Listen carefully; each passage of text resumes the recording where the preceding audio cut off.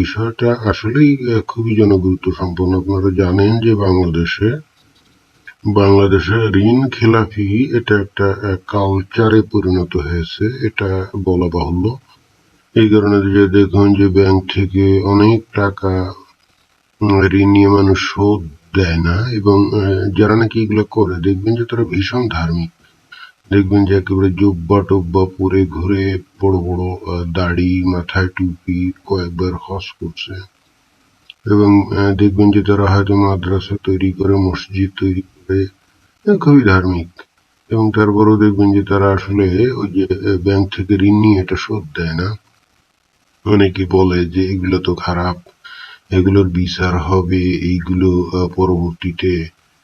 পরবর্তীতে এক সময় বিচার হবে, সে বিচারে এদের মারাত্মক সাজা হবে, জাহান্নামের আগুনে পড়বে টুপে, এই সমস্ত কথাবার্তা অনেকে বলেন, কিন্তু বিষয়টা মোটেও তা না।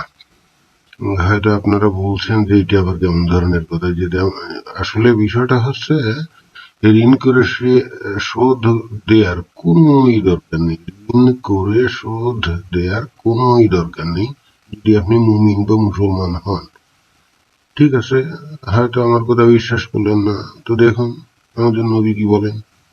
সহিহ বুখারী ইসলামিক ফাউন্ডেশন অধ্যায় 73 উত্তরাধিকার, হাদিস নম্বর হলো 6275। এখানে বলছে আবু হুরায়রা সূত্রে নবী সাল্লাল্লাহু আলাইহি ওয়াসাল্লাম থেকে বর্ণিত, তিনি বলেন, আমি মুমিনদের নিকট তাদের প্রাণের চেয়েও অধিক প্রিয়।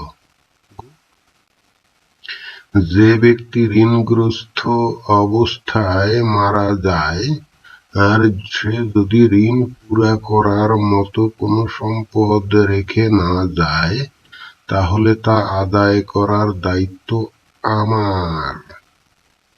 কার? আমাদের নবীর।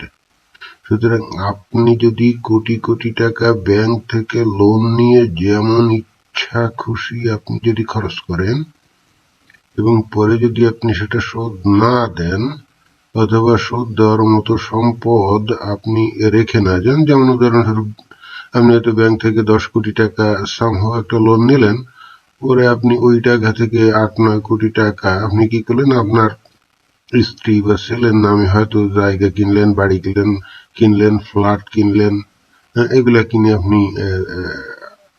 আপনি খরচ করে ফেললেন। ফলে হচ্ছে কি, আপনার যে অবশিষ্ট টাকা আছে, এটা তো আপনি যদি রেখে মারা যান, তাহলে সেক্ষেত্রে আপনি যে ঋণটা নিলেন সেটা তো শোধ দেওয়ার সম্পদ আপনি রেখে যাননি।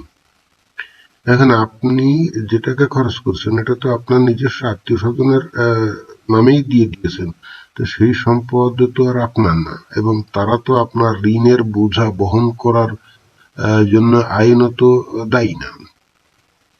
আপনার ঋণ কিন্তু আইনত ভাবে আপনার সন্তান বা আপনার স্ত্রী অথবা আপনার কেউ, কোনো আত্মীয় স্বজন, আপনার স্ত্রী, কেউই কিন্তু আপনার ঋণের বোঝা টানার জন্য বৈধভাবে দায়ী না।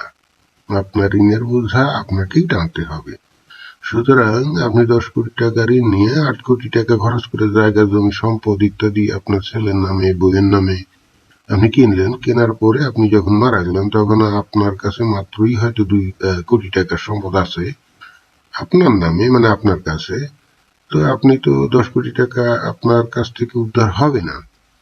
তো সেই ক্ষেত্রে আপনার চিন্তার কোনো কারণে, আপনি কিন্তু একেবারে নিশ্চিন্ত মনে আল্লাহর নাম জিকির করতে করতে আপনি কিন্তু মারা যেতে পারেন, এবং এর জন্য আপনার বিবেকের কোনো তাড়না আপনার ভোগ করারও কোনো দরকার নেই। বিবেকে আপনার তাড়িত হওয়ার কোনো দরকার নেই, কারণ আপনার এই ঋণ আমাদের নবী একেবারে সময়কালে যখন কিয়ামতের মাঠে বিচার হবে, ব্যাংকের পক্ষ থেকে কেউ যদি সেখানে টাকা চায়, দেয় তুমি তো এত টাকা নিয়ে শোধ দাওনি, আল্লাহর কাছে যদি বিচারটা দেয়, অসুবিধা নেই, আমাদের নবী সেখানে দাঁড়িয়ে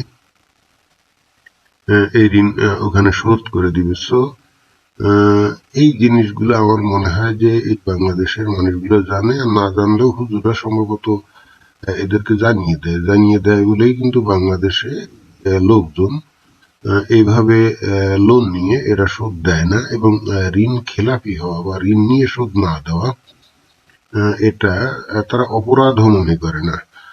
কেন মনে করে না? তার কারণ তো এই যে দেখা যাচ্ছে, এরা বরং আরো মনে করে যে এটা আসলে সঠিক কাজ।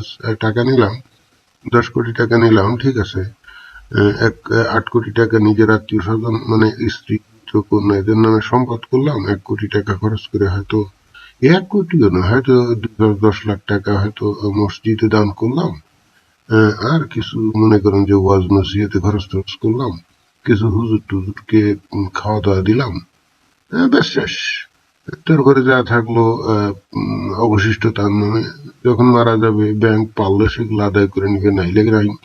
শেষ বিচারের সময় নবী সেগুলো শোধ দিয়ে দিবে। সুতরাং এই জিনিসটা জানা থাকলে তো কেউ তো লোন নিয়ে শোধ তো দিবে না, দেওয়ার কিন্তু কোনো কথাও না। অবশ্য অন্য একটা কথা বলা হচ্ছে, আর যে ব্যক্তি কোনো মাল রেখে মারা যায় তা হবে তার উত্তরাধিকারীদের জন্য। ও সমস্যা আছে, ওই যে মাত্র 1 কোটি বা 1.5 কোটি রইল, ওটাও কিন্তু ব্যাংক আপনার কাছ থেকে উদ্ধার করতে পারবে না আইনত, মানে ইসলামের বিধি অনুযায়ী। ওটা কিন্তু হবে কার? যে লোক মারা যাবে তার স্ত্রী পুত্র কন্যা তাদের। এখানে কিন্তু ব্যাংক ওটা নিতেও পারবে না। সুতরাং এত সুন্দর একটা ব্যবস্থা আমাদের আল্লাহ করে দিয়েছেন, নবী করে গেছেন। আমাদের সেটা মনে রেখে তার প্রতি কৃতজ্ঞ থাকা উচিত। কিন্তু এই যে কিছু উটকো নাস্তিক আছে না, তারপরে কিছু তথাকথিত মুক্ত মনাটনা আছে, সারাদিন নবীর পিছনে লেগে থাকে। তারা এই যে নবীর এত সুন্দর একটা বিধান, এর সৌন্দর্য তাদের চোখে পড়ে না। ধিক তাদেরকে, তাদের উপরে আল্লাহ লানত হোক, আল্লাহর গজব বর্ষিত হোক।